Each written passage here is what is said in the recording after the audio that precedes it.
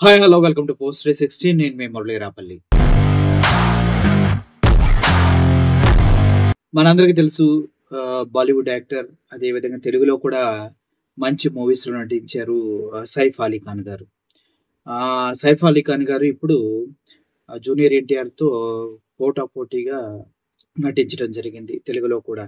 అటువంటి సైఫ్ అలీ ఖాన్ పైన నిన్న తెల్లవారుజామున 2 గంటల ప్రాంతంలో కత్తులతో ఇద్దరు దుండగులు దాడి చేయడం జరిగింది. దానికి సంబంధించి సైఫ్ అలీ ఖాన్ గారు హాస్పిటల్‌లో చికిత్స పొందుతూ ఉన్నారు. డాక్టర్లు కూడా చెప్పారు, ఎటువంటి ప్రమాదం లేదు, ఎవ్రీథింగ్ ఈజ్ ఫైన్ అని చెప్పారు. అయినప్పటికీ కూడా ఈ దుర్ఘటన జరగడానికి కారణాలేంటనేది ఇప్పటివరకు తెలియరాలేదు. సో, దీనికి సంబంధించి మీడియా ఛానల్స్ చాలామంది ఆ కుటుంబాన్ని ప్రశ్నిస్తున్నారు. అసలేం జరిగింది? ఎందుకు అని కొంతమంది ప్రశ్నిస్తుంటే, కొంతమంది సొంత ఊహాగానాలతో ఇలా జరిగుండొచ్చు, అలా జరిగుండొచ్చు అని చెప్తూ ఉన్నారు.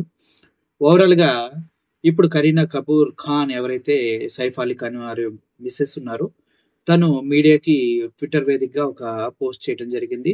ఇది మాకు చాలా కఠినమైన సమయం. ఎందుకంటే ఇటువంటి ఘటనలు మా కుటుంబాల్లో జరుగుతాయని మేము ఎప్పుడు అనుకోలేదు. బట్ ఇటువంటి ఘటన జరిగిన తర్వాత మేము చాలా చాలా చాలా బాధపడుతూ ఉన్నాము. అటువంటి సందర్భాల్లో మీడియాకి అందరికీ ఎవరైతే సపోర్ట్ చేశారో వాళ్ళందరికీ నేను కృతజ్ఞతలు తెలియజేసుకుంటూ ఉన్నాను.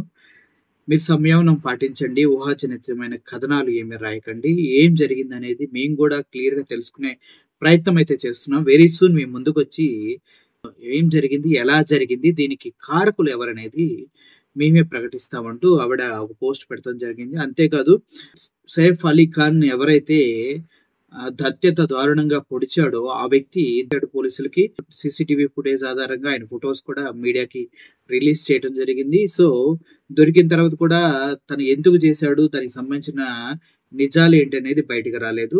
అంటే దీంట్లో పోలీసులు ఎవరినో సస్పెక్ట్ చేస్తున్నారా ఏంటి అనేది క్లియర్‌గా ఎవరికీ తెలీదు. ఓవరాల్‌గా చూసుకున్నట్లయితే ఇంట్లో పని వాళ్ళకి, అదేవిధంగా సెక్యూరిటీ సిబ్బందిని దాటుకొని ఇంట్లోకొచ్చి సైఫ్ అలీ ఖాన్‌ని అటాక్ చేసి వెళ్ళాడంటే, ఒకసారి ప్రతి ఒక్కరు కూడా ఎంత కరీనా కపూర్ ఖాన్ గారు వారించినప్పటికీ చాలా చాలా అనుమానాలు వాళ్ళ ప్రేక్షకుల్లో ఉన్నాయి, తన అభిమానుల్లో ఉన్నాయి. ఇప్పుడు ఈగర్‌గా దేశం మొత్తం అసలు ఏం జరిగిందో తెలుసుకోవడానికైతే క్లియర్‌గా వెయిట్ చేస్తున్నారు. ఎందుకంటే లారెన్స్ విష్ణు ఈ గతంలో ఒక పొలిటీషియన్ చంపే దాంట్లో ముఖ్య పాత్ర వహించారు. ఆ తర్వాత సల్మాన్ ఖాన్ కూడా థ్రెటన్ చేయడం జరిగింది. మళ్ళీ ఇప్పుడు సైఫ్ అలీ ఖాన్ పైన, బాలీవుడ్ యాక్టర్స్ పైన, హీరోల పైన ఎందుకు ఇటువంటి దారుణాలు జరుగుతున్నాయి అనేది ప్రతి ఒక్కరికి అర్థం కాని విషయం. ఎందుకంటే చాలా వాళ్ళ జీవితం ఏదో వాళ్ళు బ్రతుకుతుంటారు. కానీ వీళ్ళు హిట్ లిస్ట్‌లోకి ఎలా వెళ్తున్నారు? వీళ్ళపైన దాడి చేస్తున్న వాళ్ళు ఎక్కడి నుంచి వస్తున్నారు? వీళ్ళకి ప్రేరణ ఏంటి?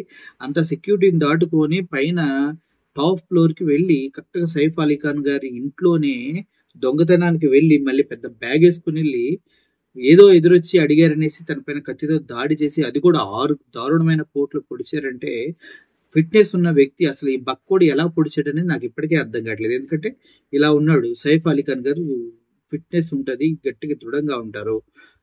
దట్టు వీళ్ళు సినిమాలో స్టంట్స్ అవి ఇవి చేసి డిఫెన్సివ్ అయన్నీ వచ్చేస్తాయి. అయినా కూడా ఎలా అటాక్ చేశాడనేది ఇప్పటివరకు అర్థం కాలేదు. మెడ మీద, అదేవిధంగా వెన్నెముకలో కొన్ని ఘాట్లయితే చాలా చాలా చాలా లోతుగా దిగాయని పోలీసులు, ఇటు డాక్టర్లు చెప్తూ ఉన్నారు.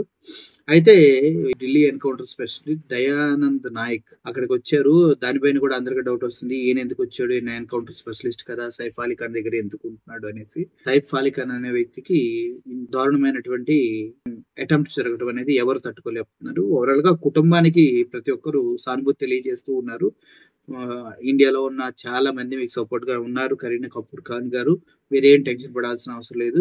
మీడియా ముందు మీరొచ్చి చెప్పే వరకు అనుమానాలనేవి బయట పుకార్లుగా వెళ్తూనే ఉంటాయి. వాటి గురించి మీరు పట్టించుకోవాల్సిన అవసరం లేదని సలహా ఇస్తూ సెలవు తీసుకుంటున్నాను. Thank you for watching this video. I am Murali signing off. Thank you so much.